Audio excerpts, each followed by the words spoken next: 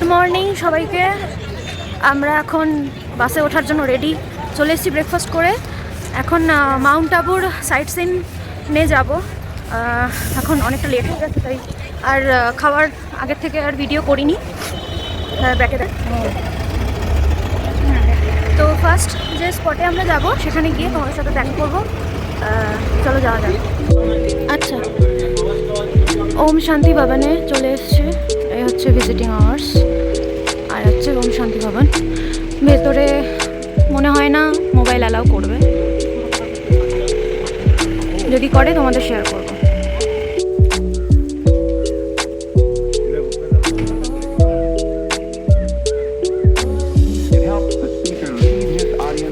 প্রথমে ওনারা বলেছিলেন ফটো তোলা যাবে না, ভিডিও করা যাবে না, তারপরে বললেন যে যাবে। তারপর রাধাকৃষ্ণটা অপূর্ব সুন্দর, এখানে রিফ্লেকশন করছে।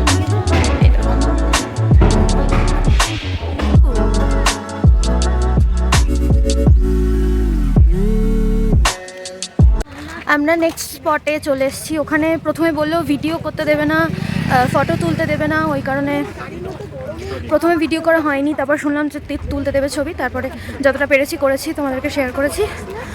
আর নেক্সট স্পটে যেখানে এসেছি আমরা সেটা হচ্ছে আরবুদা দেবী মন্দির, তো সেটা শেয়ার করবো তোমাদের সাথে। চলো, হচ্ছে গেট।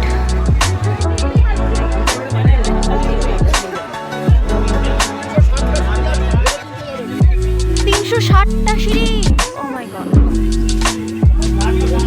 360টা সিঁড়ি পেরিয়ে আমাদের মন্দিরে যেতে হবে।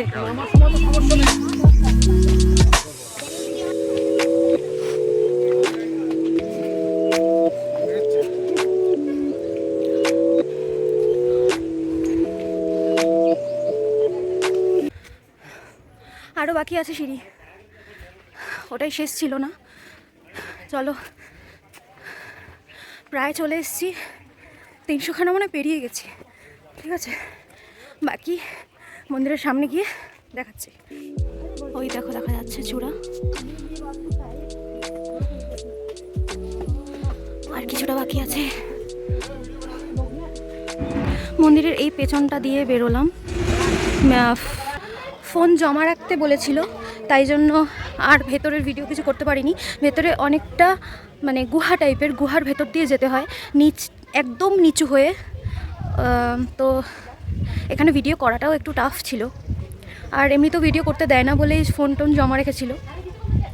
আর এখানে পরপর অনেকগুলো মন্দির আছে, শিবেরও মন্দির আছে ভেতরে অনেকগুলো, নীলকণ্ঠ, তারপরে কোঠেশ্বর মহাদেব, সবই দেখলাম, খুব ভালো লাগলো। আর যেখানে মেন আম্বুদা দেবীর যে মূর্তি ছিল, যেখানে পুজো হচ্ছে, সেখানে একদম মানে গুহার একদম নিচ দিয়ে যেতে হয়, একদম নিচু হয়ে। তাই জন্য এখানে ফোন জমা রাখার কারণে আর ভিডিও করা হয়নি। তো আমি এখনও এখানেই দাঁড়িয়ে আছি। এবার আরও 360টা সিঁড়ি নেমে তারপরে নেক্সট স্পটে যখন যাব তোমাদের সাথে দেখা করব। নেক্সট আমরা যাচ্ছি জৈন টেম্পলে। এখানে বলে ক্যামেরা ফোন এখানেও অ্যালাউ করে না, জানি না ভিডিও করতে পারবো কি না, তবে যতদূর পারছি ততদূর করছি। সবাই আমরা যাচ্ছি, এখান থেকে হয়তো গাড়ি করবে সবাই, কারণ প্রচণ্ড হাঁটা, এখানেও অনেকটা হাঁটতে হবে। দেখি কি করা যায়। অনেকটা হেঁটে আসার পরে দেখো মন্দির দেখা যাচ্ছে, ওপরে উঠবো।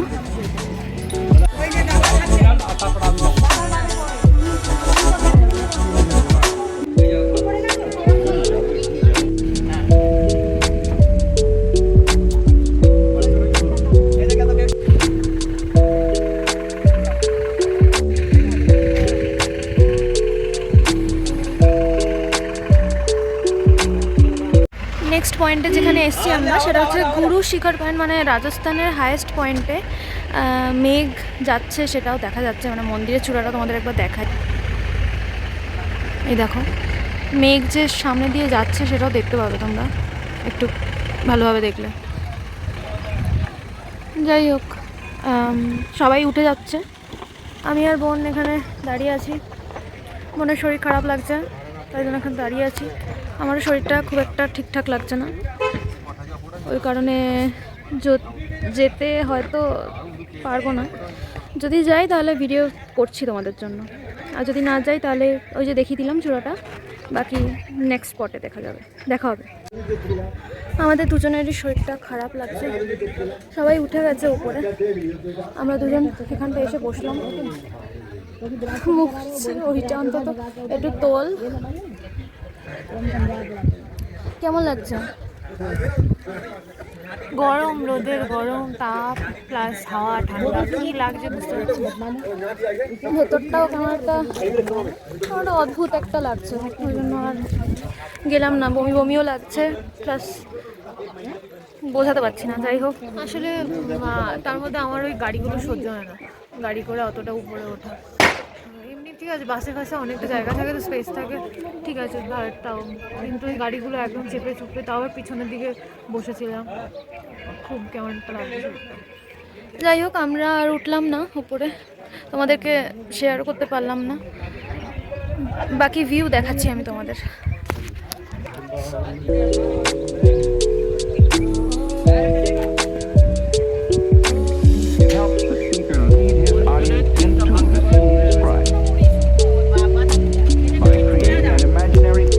এটা আরেকটা স্পট, সেটা হচ্ছে শুটিং পয়েন্ট, মানে যেখানে শুটিং করবে মানুষ সেটাই শুটিং পয়েন্ট হয়ে যায়, এখন আহামরি কোনো ব্যাপার নয়, তাও একটা নাম দিয়ে রেখেছে শুটিং পয়েন্ট। যাই হোক, সিনেমা দেখতাম, বক্সের সিনেমা দেখাতো, তারপরে পর্দায় সিনেমা দেখাতো, সেই পাড়াতেই চলে যেত ছোটবেলা।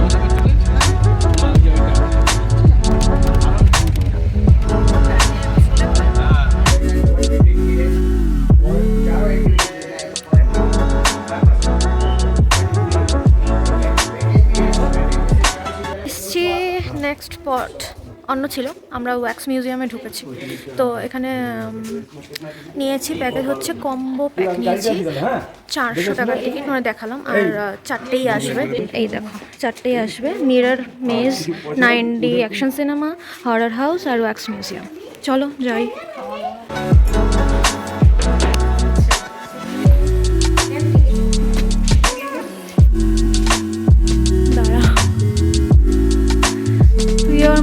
মোদির সাথে দাঁড়িয়ে বলেছিস কেন রে? রিয়েলিস্টিক ব্যাপারটা, মোদির ব্যাপারটা আসেনি, দেখ রংটা একটু হয়নি।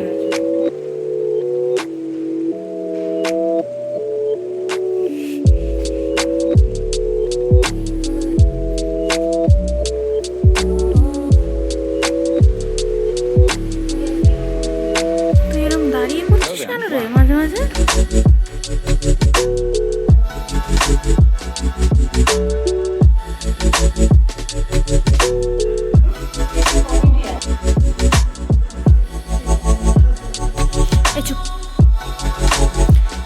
পারফেক্ট হয়েছে।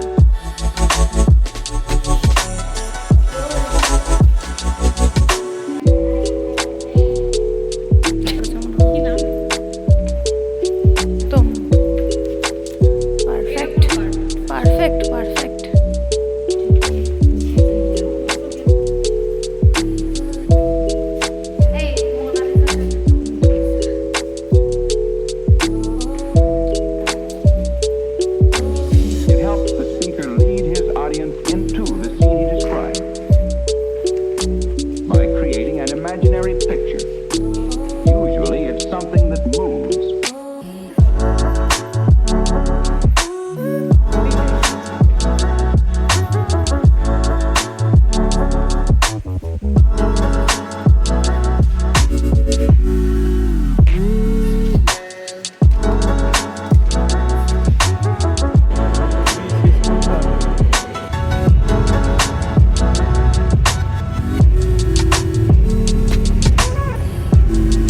গুড মর্নিং সবাইকে।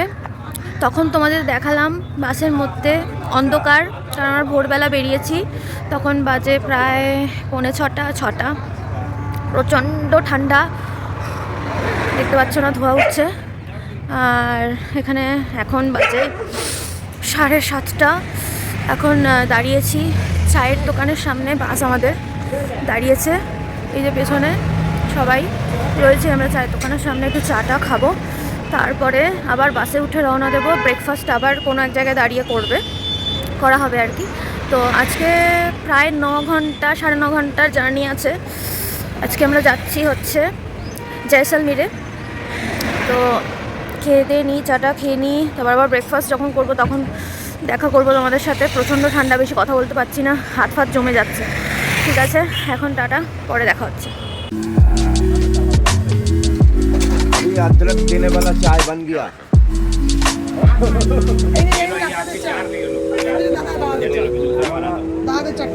এতক্ষণ জার্নি করার পর আমরা দাঁড়িয়েছি এই জায়গায়। পেছনে দেখো, এই হোটেলের সামনে। ফ্রেশ হবো, চা খাবো। বাসেই আমাদের ব্রেকফাস্ট হয়ে গেছে, শুধু আমার ডিমটাই বাকি আছে খাওয়া। এখনও ডিমটা খাইনি। চাটা খেয়ে নিই, ফ্রেশ হয়ে নিই, আবার বাসে আবার জার্নি। আবার লাঞ্চের সময় দাঁড়াবো হয়তো। তো চলো, পরে দেখা হচ্ছে। টিয়া পাখি দেখেছি, এমনি এমনি ঘুরে বেড়াচ্ছে, তোমাদের দেখাবো, দাঁড়াও।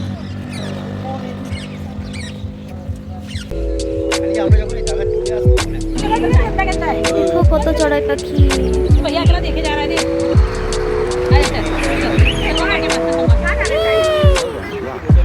খেলা করছে, খাচ্ছে, আবার চলে যাচ্ছে। এখানে আমরা দাঁড়িয়েছি, এখন খাওয়া দাওয়া করবো। দুপুরে খাওয়া দাওয়া করে নিই। সবাই প্রচণ্ড ক্লান্ত এতক্ষণ জার্নি করে। এখন প্রায় 2:30 মতন বাজে। এখন আমরা খাওয়া দাওয়া করে আবার গাড়িতে উঠে আবার রওনা দেবো। দেখি কখন পৌঁছাই, তারপরে আবার ওখানে গিয়ে তোমাদের সাথে দেখা হবে।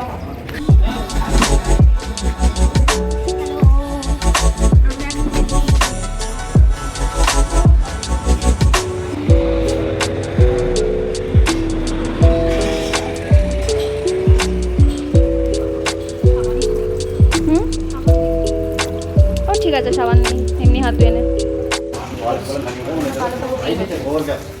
খাটিয়ায় বসে খাচ্ছি আমরা। এখন বাজে 5:20 বিকেল।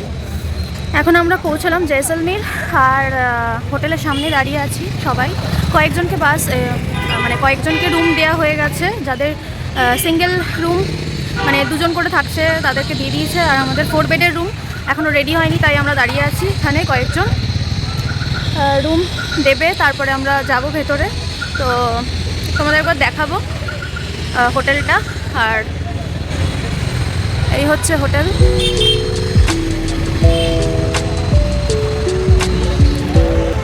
তো আজকে রাতটাই আমরা এখানে থাকবো। আবার কালকে সকালবেলা আমরা বেরিয়ে টেন্টে থাকবো।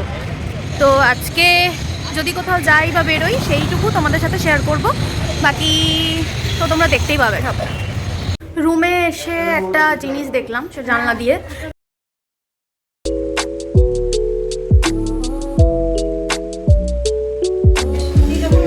চলে এসছি।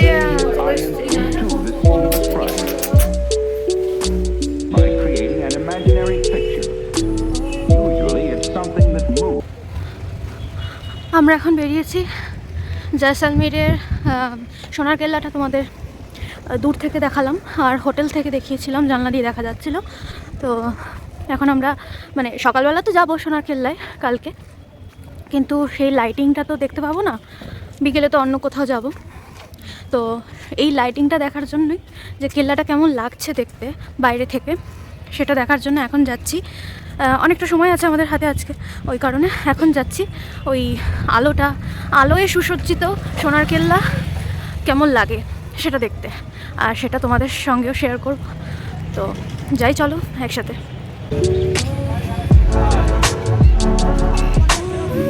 অনেক হাতে সময়, তাই সবাই বলছে কেনাকাটি করবে। সব জায়গাতে গিয়ে কেনাকাটি করছে এরা। দেখি কি কেনাকাটি করে, তোমাদেরকে শেয়ার করবো। আজকে তো শেয়ার করার মতন কিছু নেই, হয় কী কিনবো বা কোথায় ঘুরছি, কোথায় হাঁটছি, এইসবই শেয়ার করার। আচ্ছা, তো তোমাদের বলে দিই, এটা হচ্ছে আমরা ওখান থেকে এসেছিলাম, যেখান থেকে আসলাম, উদয়পুর থেকে। তো উদয়পুর তো তোমাদের বলেছিলাম ওটা হোয়াইট সিটি, আর এটা হচ্ছে গোল্ডেন সিটি জয়সলমীর।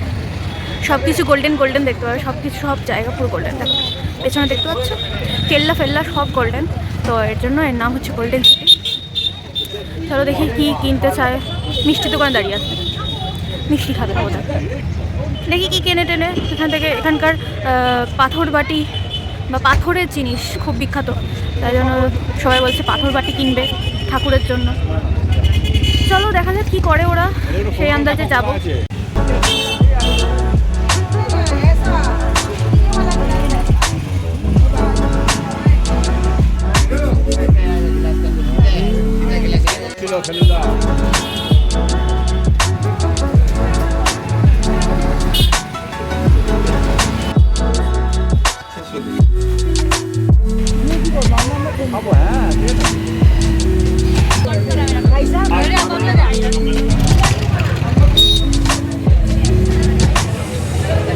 সোনার কেল্লা দেখতে পাচ্ছ সামনে, একদম আমাদের সামনে।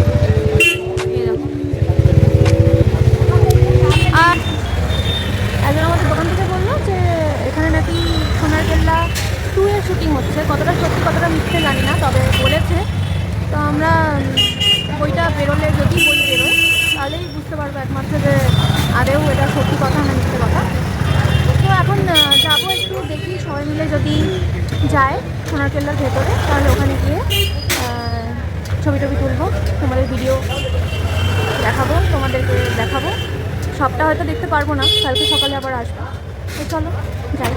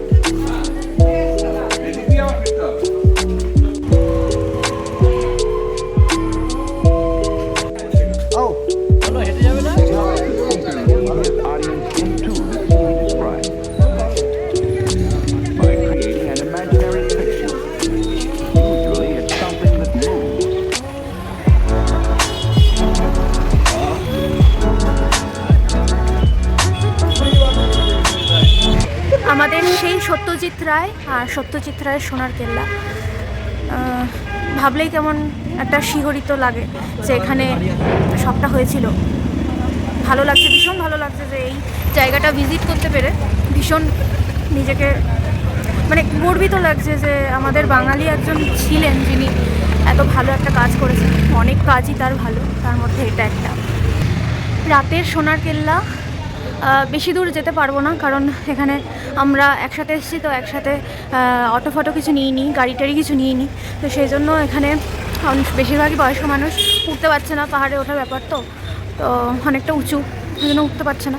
সেই জন্য এখন অল্প কিছুটা দেখে নিচ্ছি, নাহলে কালকে সকালবেলা সবাই অসুস্থ হয়ে যাবে। তো কালকে তো দেখতে হবে, সবটা পুরো ভালোভাবে দেখবো, তোমাদেরও দেখাবো। তো আপাতত এইটুকুই, আবার কালকে দেখা হবে তোমাদের সাথে। টাটা।